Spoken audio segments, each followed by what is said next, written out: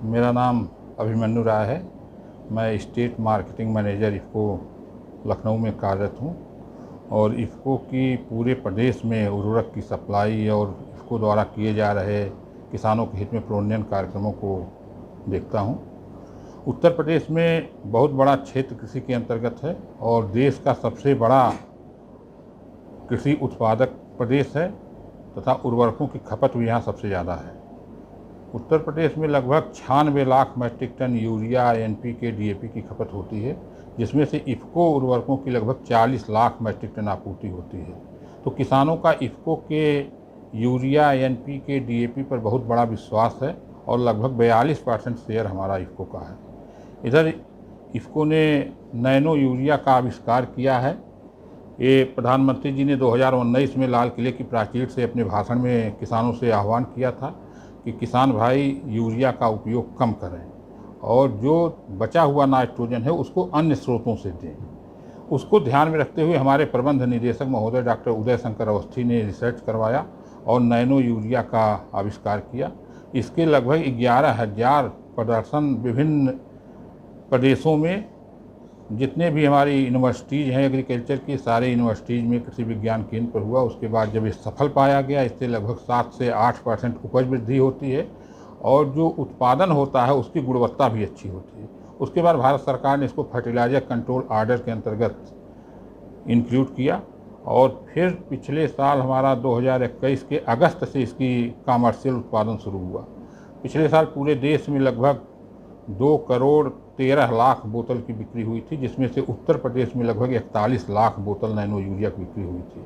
41 लाख बोतल nano urea का मतलब लगभग 2 लाख मैट्रिक टन यूरिया को हम लोगों ने रिप्लेस किया। इस साल हमारा 1 करोड़ 85 लाख बोतल नैनो यूरिया किसानों को वितरित करने का लक्ष्य है, जिसके लिए हमारी गन्ना समितियाँ, कोऑपरेटिव सोसाइटीज़, हमारे जो अन्य उर्वरक बिक्री केंद्र, उनके माध्यम से दिया जा रहा है। ये यूरिया की तुलना में 10% सस्ता है।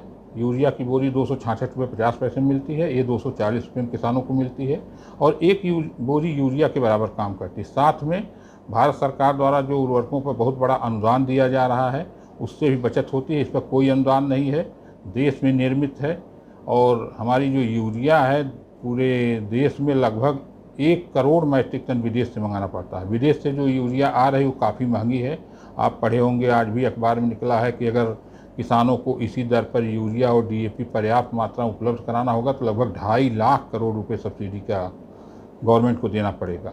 तो इस प्रकार से भारी धनराशि सब्सिडी के रूप में बचत हो रही है। साथ में जो यूरिया हम प्रयोग करते हैं उसमें से 30% पौधे ग्रहण करते हैं और 70% का नुकसान होता है।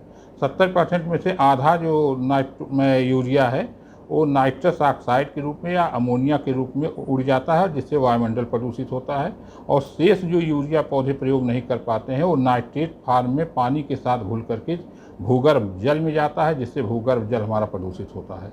इस प्रकार से वायु प्रदूषण, जल प्रदूषण और सरकार द्वारा दी जा रही भारी अनुदान धनराशि, तीनों की बचत होती है हमारी नैनो यूरिया से।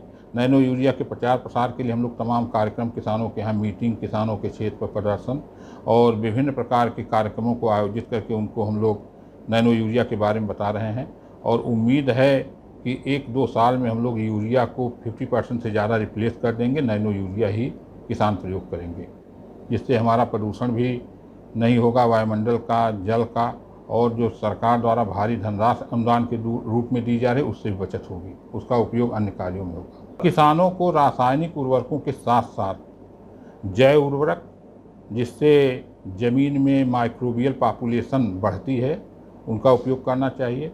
साथ में जो तमाम हार्मोन्स के लिए हैं, जैसे सागरिका है, सीवीड एक्सट्रैक्ट है, उनका उपयोग करना चाहिए।